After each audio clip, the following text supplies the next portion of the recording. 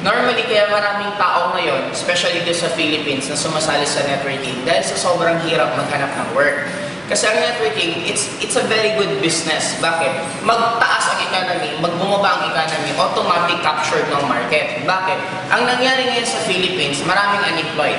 Ibig sabihin, maraming graduate na walang work. Normally, hindi naman lahat kayang capable magtayo ng traditional business. Kaya din maraming tao na involved right now sa networking. Bakit? Una, napakaliit lang ng kapital.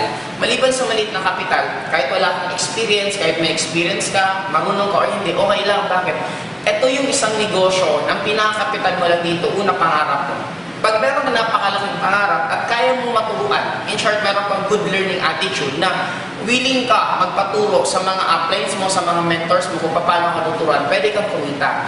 Ang good thing kasi dito, kung i-compare ko lang sa employment, for you to get your dreams, normally it will take you more than 40 years. Bakit? Pag empleyado ka, nakakuha lang sila normally ng milyon after nilang after nilang mag-retire. Ngayon, at age of 20 to 25 years old, automatic, dapat meron ng stable job. Yun ang normally ginagawa. Dapat ganitong edad, meron ka ng stable na trabaho. After dito, malalaman mo lang or makakuha ka ng milyon after 40 years. Bakit? Dito ka magkakaroon ng retirement benefit. Kaya lang, ilang taon ka na, 60 to 65 years old, doon ka lang makakuha ng how much? Mga 2 million, 3 million. Ang dilemma naman sa ganito, paano mo ba mai-enjoy yung pera mo kung normally at that age, saka ka lang makakuha ng milyon? The good thing about networking, ito 40 years plan sa empleyado. Sa networking, may tinatawag kaming 4-year plan. Anong ibig sabihin ng 4-year plan? Sa 4 na taon, nagagawin mo ng tama ng sistema ang pag-networking, kaya mo, 2 lang ang pwede mong mangyari. Ano yun? Number 1, pwede kang maging mayaman or napakayaman. Katulad sa akin, na-involve ako sa networking at age of 20. After 20, mga 24 to 25 ko, dun ko na nakuha halos lahat ko. And until now, I'm already 28, pero sobrang laki ng kinikita ko na halos, normally it will take lifetime sa isang tao siguro or another, nakakailang reincarnation sila bago nila pwedeng kitain yung kinikita ko. Ang kagandang sa akin, sa 4 years lang na halos hirap, pagod, sipag na ginawa ko and automatic lahat nakuha ko because of sa networking.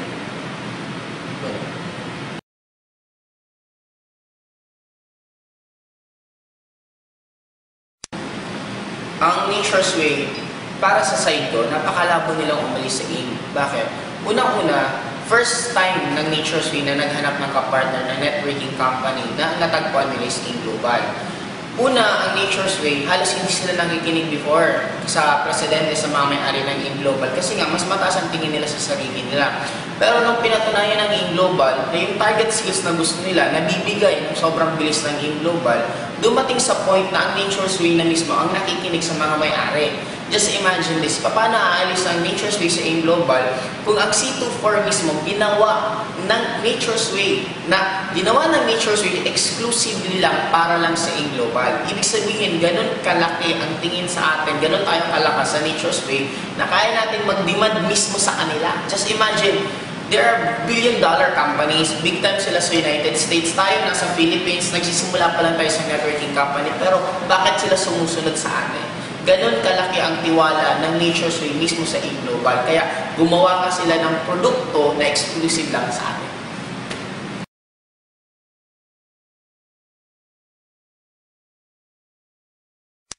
Saturation is only a myth in networking. Actually, hindi siya totoo eh. Kasi bakit?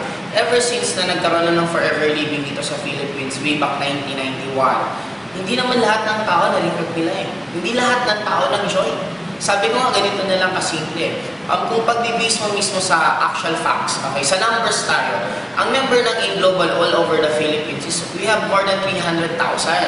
Take note, ilan ang population ng Philippines? Aabot ng 90 million. Kung on our 5 years, naka 300,000, sabihin mo na lang, same lang yung maulit na ma-recruit. On another 5 years, 300,000 ulit. Ilan pa lang members? 600,000 sa 10 years. Ibig sabihin, kung another 10 years, ilan? 1.2. Kung baga 1.2 million pa lang yung magiging members, makaka 20 years na. Kaya kung iisipin mo, wala talagang saturation. Bakit? Imagine mo na isang school. Sabihin na natin, ang re-recruitin mo lang isang school na college lang. Katulad, sabihin na natin, Lasal.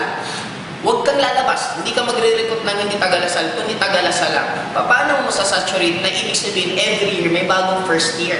Ibig sabihin, pag may bagong first year, may bago kang re-recruitin. Kaya kung iisipin, wala talaga siyang saturation. Sinasabi lang siyang may saturation kasi yun ang paminsan nagiging scapegoat ng mga ibang tao na hindi nagiging successful sa pag-network. Or ang iba, yun lang, nila, para hindi sila sumali. Pero actually, sa tagal ko na sa industriya ng networking, may mga namimit ako 50 years old na 60 years old, the first time nila ma-recruit sa networking. Ito yung tanong doon, saan sila nabuhay? Bakit sa tinagal-tagal nila sa mundo ni hindi man lang sila na-recruit? Ibig sabihin, ang dami kang tao na ganun gagawin mo. Kung i-open mo lang yung mind mo, magta-try ka lang tumanong ka sa mga ibang tao kung alam ang networking, maraming tao hindi talaga nila alam. Ang clue, pag ang isang tao walang alam sa networking, pag nagsabi silang saturation, pag nagsabi silang una-unaan ng networking, ang kumikita lang nasa taas, yun ang mga symptoms na ibig sabihin, yung taong yun wala po talagang alam sa networking. Kasi sa dami kong kakilala, mga veterans na mismo sa networking, sila mismo hindi sila nagsasabi na una-unahan ng networking. Imagine mo sila na yung matagal sa industriya, sila pang hindi nagsasabi. Sino ang nagsasabi? Normally, yung wala talagang mga alam. Kaya careful kayo sa ganon. Paminsan, yung mga nakakausap nyo, wala naman talagang alam sa networking, nag-aalam-alaman.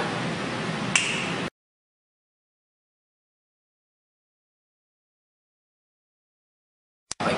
Ang InGlobal for the past 5 years, lahat ng dagok na pwedeng mangyari sa isang networking company, nadaanan ng InGlobal. Una, 4 ang may-ari ng AIM, umalis yung isa. Nung umalis yung isa, maraming nag-predict na magsasara ng AIM. Nung nawala, lalong lumakas. Sumunod, meron isang top distributor na lumipat ng ibang company, pero ang InGlobal lalong lumakas. Kaya ang siguro pinaka pwedeng maging cause na lang, yung mga may-ari, pag magkaroon sila ng sariling mga conflict nila, tapos magtayo. Kaya lang, ito yung logic doon. Kung magkakaroon sila ng conflict at maghiwa-hiwalay sila, dalawang choice nila. Pwede sila magtayo ng networking company or pwede sila maging distributor ulit. Pero imagine mo, dati ka nang may-ari, magiging distributor ka ba ulit? No. Siyempre, magiging option mo, magtayo ng networking company. Ngayon, bakit ka magtatayo ng isang networking company kung meron nang nakatayo na napakaganda na nangyayari? Take note, hindi lahat ng networking company umaabot sa stage ng InGlobal.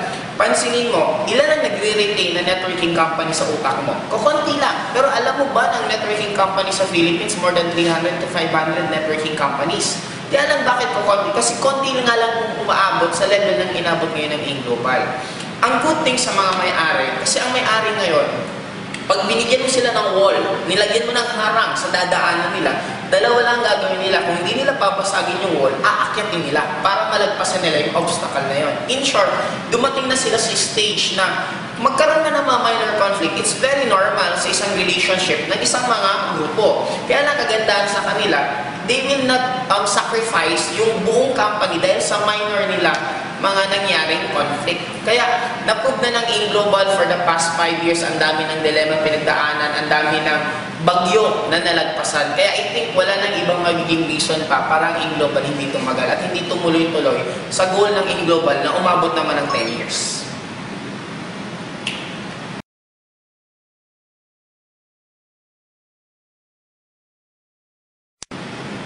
For the past 5 years na pag-network sa Bicol, ang dami namin nakasabay na ibang networking company. Ang laging promises ng karamihan, mas maganda sila kasi sila pioneer. Kaya lang kung iisipin mo, kung yun ang magiging logic mo, na kaya ka lang sasali sa isang networking company is pioneer, ibig sabihin yan, every year lilipat ka. Kasi every year meron pioneer eh. Kasi every year may nagtatayo ng bagong networking company. Ang pioneer, kung sa totoo lang, siya ang pinakamahirap na stage. Bakit? Take note, 90% ng networking company on their first 1 year nagsasara. Bakit sila nagsasara? Ang dami nilang dadaanan. Ito mga question. Una, papatok pa sila sa market. Kakagating ba ng market yung produkto nila? Second, may mga sasali ba sa kanila? Third, anong assurance na yung may-ari mismo hindi magpapalit ng marketing plan? Ang dami ko lang na-encounter. Meron nga isang networking company, nangako sila na hindi sila magpapalit ng marketing plan for the full 10 years. Tapos after a few months, nagpalit. Kaya na ang magiging dilemma doon, anong mangyari sa'yo? Kaya ang maganda ngayon sa AIM Global kasi talagang matagal na siya. Sa 5 years hindi nagpalit, ang gagawin mo na lang, susundin mo lang yung sistema. Dito, the moment pioneer ka, ikaw gagawa ng sistema.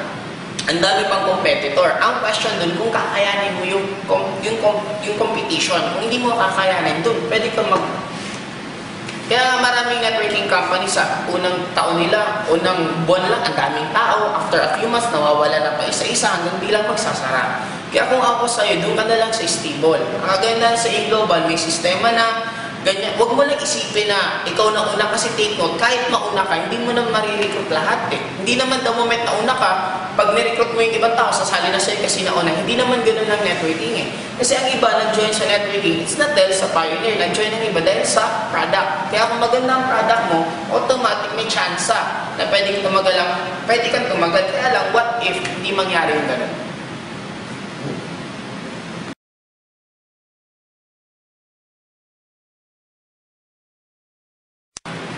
AIM Global, kaya siya ang #1 networking company right now. Kasi technically, nag-start ang AIM Global 2005 September. Ito yung wala pang official launching. Ito naman yung taon na lahat ng halos networking companies nagsara. In short, ito yung pinaka-downfall ng networking industry. Na ang nangyari, habang nag-start ang AIM Global, since wala masyadong kalaban, nakabuelo.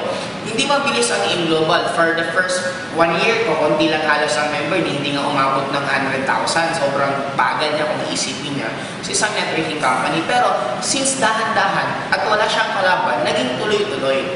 Nung tumuloy-tuloy na medyo lalong lumaki na yung AIM Global, ang kagandahan dito, maraming na-anticipate kasi ang company. Una, ang goal ng company, kaya siya pinangalanan na AIM Global, hindi lang para AIM Global ang dating eh. Talaga ang goal ng company is maging global. Kaya ang kinuha ng product mismo ng AIM Global, hindi lang galing sa Philippines. Hindi sa dinidegrade ko yung produkto ng Philippines. Kaya lang, magiging dilemma kasi pag ang product natin galing mismo sa Philippines, ang magiging dilemma nun, automatic, pag ibibenta mo, halimbawa, ibibenta mo sa first world country, yung Amerikano, ibibenta mo ng produkto, tatanungin ka, saan galing? Sasabihin ng Philippines.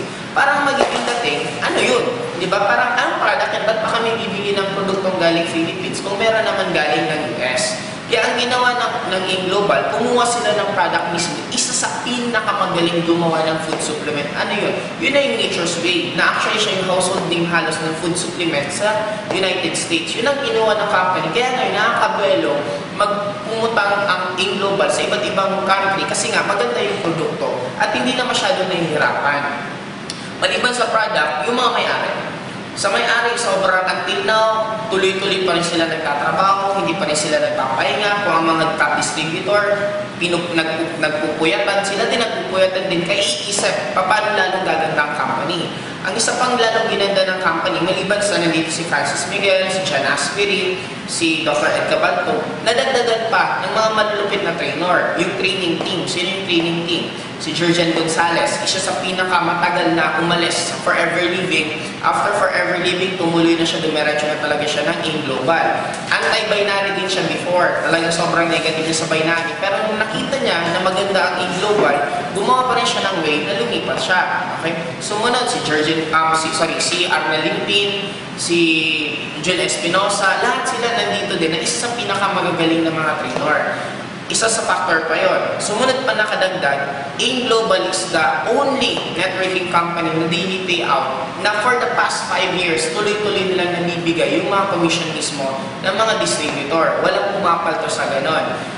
Nung nag-start ang AIM Global until now, hindi nagbago ng hindi nagbago ng marketing plan. Kasi ang dilemma sa ibang networking company, on their first launching, pag tayo nila ng isang company nila, automatic sasabihin nila, napakaganda ng marketing plan namin, napaka-lucrative, ang laki na pwede mong kitain. Pang-come on, after a few months, magpapalit na marketing plan. Kaya yun ang nagiging dilemma bakit may mga ibang networking company na hindi tumatagal.